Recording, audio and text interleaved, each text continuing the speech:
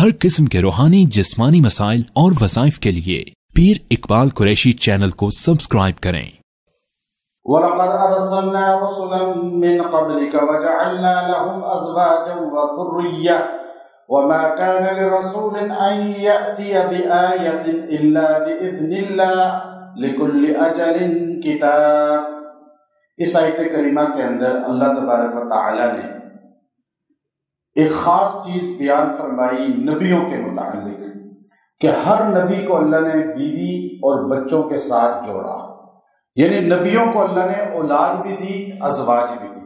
اب جو بندہ اپنے گھر میں سکون چاہتا ہے کہ میاں بیوی کے بچوں میں گھر کی زندگی سکون والی بن جائے اور نبیوں والے اعمال گھر میں شروع ہو جائیں اور انسان نبیوں والے اعمال پر آ جائے، یہ ایک خاص چیز ہے کہ گھر کا ماحول نبیوں والی طرز پہ ہو جائے، گھر کی زندگی انبیاء کے زندگی کے مطابق ہو جائے، اولاد دین والی ہو جائے، میاں بیوی کا رشتہ دین والا ہو جائے۔ اس آیت کو اللہ نے خاص اس چیز کے لیے مناسبت عطا فرمائی ہے اور اس کا خاص ایک عمل ہے مجرب، جو میں انشاءاللہ آپ کو بتاؤں گا آخر میں۔ اس میں اللہ نے نبیوں کے آنے کے مقصد کو دو جملوں میں بیان کیا۔ اللہ نے فرمایا جتنے رسول ہیں خود نہیں آئے، نبی خود نہیں آ سکتا، خود بن نہیں سکتا، اپنی محنت سے مجاہدے سے کوئی نبی نہیں بن سکتا۔ نبی بننے کے لیے اللہ کی طرف سے عطا ہوتی ہے، اللہ جس کو چاہتا ہے نبی بنا دیتا ہے، رسول بنا دیتا ہے، مبعوث کرتا ہے۔ وَلَقَدْ أَرْسَلْنَا، اور یقیناً ہم نے بھیجا، رسولاً، بہت سے رسولوں کو، من قبل کا، میرے پیغمبر آپ سے پہلے، وَجَعَلْنَا لَهُمْ، ہم نے ان کے لیے بنائے، ازواجا وذریہ، بہت سی بیویاں، یعنی وہ بیوی والے تھے، اور ذریہ اولاد والے تھے، نواسے نواسیوں والے بھی تھے اور پوتے پوتیوں والے بھی تھے۔ یعنی یہ اشکال بھی دور کر دیا کہ مکہ کا مشرک کہتا تھا کہ نبی بشر نہیں ہو سکتا، انسان نہیں ہو سکتا، کہ یہ کیسے ہو سکتا ہے، ہماری طرح کا انسان ہے، بیماریاں ہیں، پریشانیاں ہیں اور خاندان برادری ہے، تو یہ کہہ رہے ہیں ہم رسول ہیں، ہم نبی ہیں۔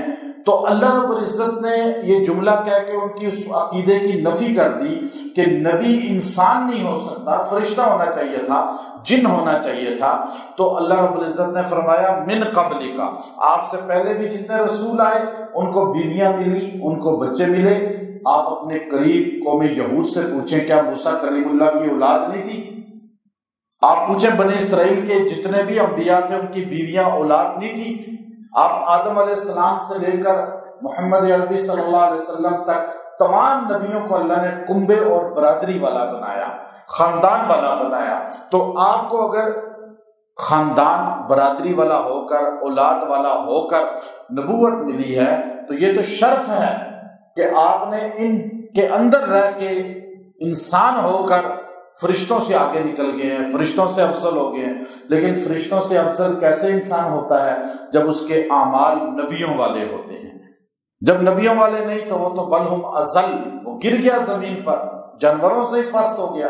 تو اس لیے یہ جو جملہ ہے وَجَعَلْنَا لَهُمْ أَزْوَاجًا وَذُرِّيَّةً، یہ بڑا پرتاثیر جملہ ہے کہ اللہ نے بنائے ہیں اولادیں اور ازواج، جوڑے جو ہے تمام نبیوں کے۔ وَمَا كَانَ لِرَسُولٍ، اور نہیں ہے کوئی رسول، أَن يَأْتِيَ بِآيَةٍ، لیکن وہ لایا ہو کوئی نشانی، کوئی معجزہ۔ کوئی رسول ایسا نہیں ہے جو نشانی یا معجزہ لایا ہو، اور وہ معجزہ اس نے لایا ہو اپنی طرف سے، إِلَّا بِإِذْنِ اللَّهِ، مگر کس کی طرف سے لایا؟ اللہ کی۔ اللہ نے کہا کہ یہ کرو اور نبی نے کر کے دکھایا۔ نبی کا اختیار نہیں ہوتا، اللہ کی مدد ساتھ ہوتی ہے۔ اللہ کی مدد کے بغیر نبی کا معجزہ نہیں ہو سکتا۔ اور آج جو بندے کہتے ہیں جی ہم یہ کر سکتے ہیں، ہم یہ کر دیں گے، ہم یہ بتا سکتے ہیں، یہ سب جھوٹ ہے۔ چونکہ الا باذن اللہ، نبی کے معجزے کے ساتھ اللہ نے بولا کہ نبی کے معجزے میں طاقت نہیں ہے جب تک اللہ کا حکم نہ ہو۔ تو آج عام بندہ کیسے دعویٰ چیلنج کر سکتا ہے؟ تو اس لیے وہ جھوٹ ہے۔ اپنی سوچ اور عقیدہ اتنا مضبوط رکھیں، ساری دنیا کے ساحر، کاذب، جادوگر، جنات اکٹھے ہو جائیں، اللہ نہ چاہے تو کوئی نقصان نہیں دے سکتا۔ یہ عقیدہ مضبوط اس آیت سے پتہ چلا۔ اچھا، پھر لکل اجل کتاب، لکل ہر چیز اجل متعین ہے کتاب میں۔ کون سی کتاب میں؟ کتاب سے مراد یہاں لوح محفوظ ہے۔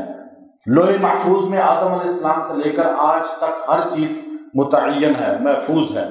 آج سے 40 سال پہلے آپ یہ چیز پڑھتے تھے تو دنیا یقین نہیں کرتی تھی، 50 سال پہلے نہیں کرتی تھی، 100 سال پہلے نہیں کرتی تھی کہ لوح محفوظ کیا چیز ہے۔ لوح محفوظ جس میں اتنی بڑی تقدیر ہے اولین آخرین کی، جن و انس کی، شجر حجر کی، حشرات الارض کی، تو وہ لوح محفوظ کوئی بہت بڑی چیز ہوگی نا۔ تو آج کمپیوٹر نے دکھا دیا کہ چھوٹی سی چپ میں پوری دنیا کا ڈیٹا ہوتا ہے یا نہیں ہوتا، اور کہتے ہیں جی سب کچھ ہمارے پاس محفوظ ہے۔ آپ کا ڈیٹا، پاکستان کے 20-25 کروڑ آبادی کا ڈیٹا نادرا کے پاس محفوظ ہے۔ کتنی بڑی، کتنا بڑا دفتر ہوگا، کتنا بڑا ہال ہوگا، کتنی بڑی، کئی کلومیٹر پہ کیا وہ پھیلا ہوا کوئی رجسٹر ہے؟ نہیں، اتنی سی چپ ہے بس۔ تو انسان کے دماغ میں 26 لاکھ MB کی جو چپ اللہ نے لگا دی ہے ایک دماغ کے اندر، ایک بندے کے اندر، اور آج سائنس کہہ رہی ہے ہاں ایسا ہے۔ تو اللہ رب العزت نے فرمایا کہ تمہارا سارا ڈیٹا کس کے پاس ہے؟ لوح محفوظ میں، اللہ کے پاس۔ اب وہ آدم سے لے کر قیامت تک آخری انسان، اس کا ڈیٹا موجود ہے۔ اور لکل اجل کتاب، لکل اجل کتاب۔